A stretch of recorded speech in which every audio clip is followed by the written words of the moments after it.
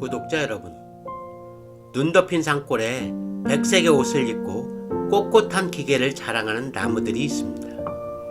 한 그루가 아니라 수십만 그루의 나무가 모여 장관을 이루는 곳으로 겨울이 되면 하얀 눈 속에 나무의 색깔도 백색이라 광활한 시베리아 설원이 연상되기도 하고 새하얀 성지라는 닉네임도 가지고 있는 곳으로서 한 번쯤은 방문하신 구독자님들이 많을 텐데요. 이곳은 바로 인제군 원대리에 위치한 자작나무 숲입니다. 식물다큐TV는 식물과 관련하여 재미있는 내용들을 알아보고 이야기하는 생태학습장이면서 식물 놀이터입니다. 많이 찾아주십시오. 인원 제한이 없는 공간으로 시끌벅적한 놀이터가 되길 소망해 봅니다. 안녕하십니까. 식물다큐TV의 강PD 인사드립니다. 오늘은 꼿꼿한 기계와 백색의 옷을 입은 나무 자작나무라는 주제로 강원도 인제군에 위치한 자작나무 숲을 여행해보고 또한 자작나무에 대해 알아볼 건데요. 다양한 이야기들이 많이 있으니까요. 끝까지 시청해 주시기 바랍니다. 이곳 자작나무 숲은 여름철에 몇 번 다녀온 곳이고 2021년 12월 겨울철에 멋진 자작나무 숲을 보기 위해 아내와 일행 두 분을 모시고 방문했다가 코로나로 인해 폐쇄를 하여 허탕만 치고 돌아온 기억이 있는 곳인데요. 며칠 전 생태탐방 회원들과 다시 찾았습니다. 토요일이라 그런지 많은 관광객들로 인해 어렵게 주차를 하고 3.2km의 임도를 따라 1시간가량 가야 하는데 임도는 곳곳이 얼어있고 눈이 쌓여있어 아이젠을 착용하고 올라가는데 많은 사람들이 줄을 지어 올라가는 모습이 새하얀 성지라는 말이 괜히 나온 것이 아님을 실감하게 하였는데요. 아이젠의 말썽으로 어렵게 올라가는데 일부 자작나무와 소나무, 참나무래 등으로 이루어진 산길이 갑자기 주변이 환해지면서 마주한 자작나무 숲의 유형이 한눈에 들어왔습니다. 백색 설원에 새하얀 옷을 입은 수십만 그루의 자작나무 도열에 마치 동화 속에 들어온 것 같은 기분이 들었으며 여기저기에서 와하는 감탄사와 환호성이 들리면서 핸드폰을 눌러대는 소리가 끊이질 않는 이색적인 광경이 펼쳐지는데 저의 짧은 표현으로 모든 걸 전달하기에는 역부족인 것 같습니다. 자작나무 숲을 소개해보면 예전에는 소나무가 많았던 산이었는데 화전과 솔리복팔이라는 병충해가 발생하여 많은 피해를 입자 산림청에서는 소나무를 모두 제거하고 자작나무를 심기 시작하여 70여만 주를 심어 지금에 이르렀다고 하며 현재는 20m가 넘게 자랐고 흰색 껍질의 특이한 특성 때문에 자작나무가 관광 자원이 되어 1년에 30만 명 이상이 찾는 관광지로 자리매김되었다고 합니다. 이곳의 입장료는 무료이고 매주 월요일과 화요일은 휴무이며 입장 시간은 하절기는 9시부터 3시까지이고 동절기인 11월부터 2월까지는 입장 마감이 2시까지이며 3월부터 4월까지 2달간은 산불 조심 기간으로 입장을 금지한다고 합니다.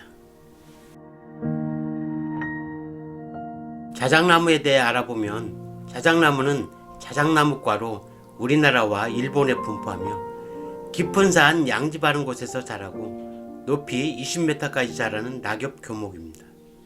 나무 껍질은 흰색이며 옆으로 얇게 벗겨지고 잎은 어긋나고 삼각형 형태의 달걀 모양이며 잎 가장자리에 불규칙한 톱니가 있습니다. 4월에 피는 꽃은 암꽃은 가늘고 작은 꽃이 위를 향하여 피고 숫꽃은 굵고 긴 이삭처럼 생긴 꽃이 아래로 늘어지면서 피는데 멀리서 보면 숫꽃만 보이지만 자세히 보면 암꽃을 볼 수가 있으며 열매는 9월에 갈색으로 매달려 있습니다.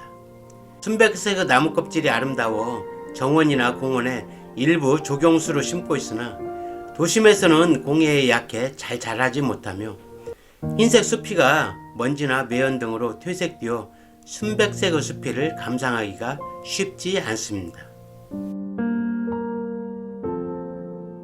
나무의 이름은 나무의 껍질을 벗겨 불을 붙이면 껍질에 들어있는 기름 성분 때문에 잘 타면서 자작자작 소리가 난다고 하여 자작나무라는 이름이 붙여졌다고 합니다.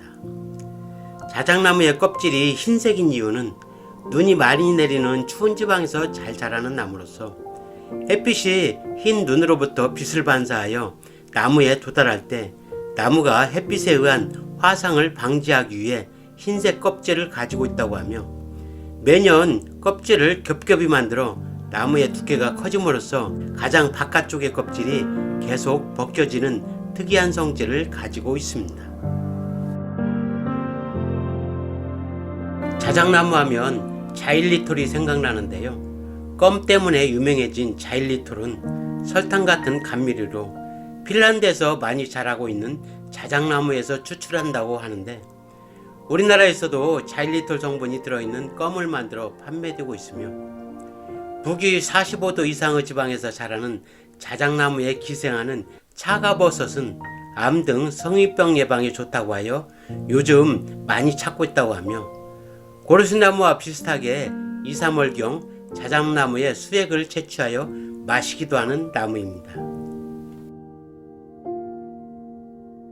자작나무는 약재로 활용되는데 한방에서는 나무 껍질을 백화피라 하여 이뇨, 진통, 해열에 활용하고 기관지염, 간염 등 각종 염증과 설사, 습진 등의 효능이 있다고 하며 북유럽에서는 잎이 달린 자작나무 가지를 다발로 묶어서 사우나를 할 때 온몸을 두드리는데 이렇게 하면 혈액순환이 좋아진다고 해서 각광을 받고 있다고 합니다. 나무 껍질의 기름 성분 때문에 우리나라뿐만 아니라 중국과 일본에서도 이 나무 껍질에 후세에 전할 부처님의 모습이나 불경을 적어두는 종이구실을 했다는 기록이 있으며 신라시대 고분 속에서 자작나무 껍질에 글자를 새겨놓은 것이 발견되기도 했다고 합니다. 목재는 매우 단단하고 치밀하여 농기구 등에 많이 활용되었으며 유사종인 박달나무나 가래나무 등과 함께 해인사의 팔만대장경을 만드는 데도 사용되었다고 합니다.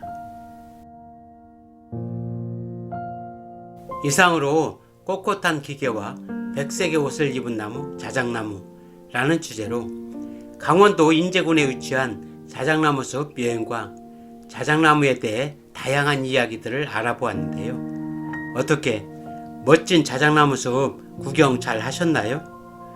이곳 자작나무 숲은 겨울뿐만 아니라 사계절 모두 나름대로의 특색으로 멋진 모습을 보여준다고 하니까요. 어느 날 문득 훌쩍 떠나고 싶거나 녹색 갈증이 심하다고 생각된다면 이 강PD가 추천하는 곳이니까요.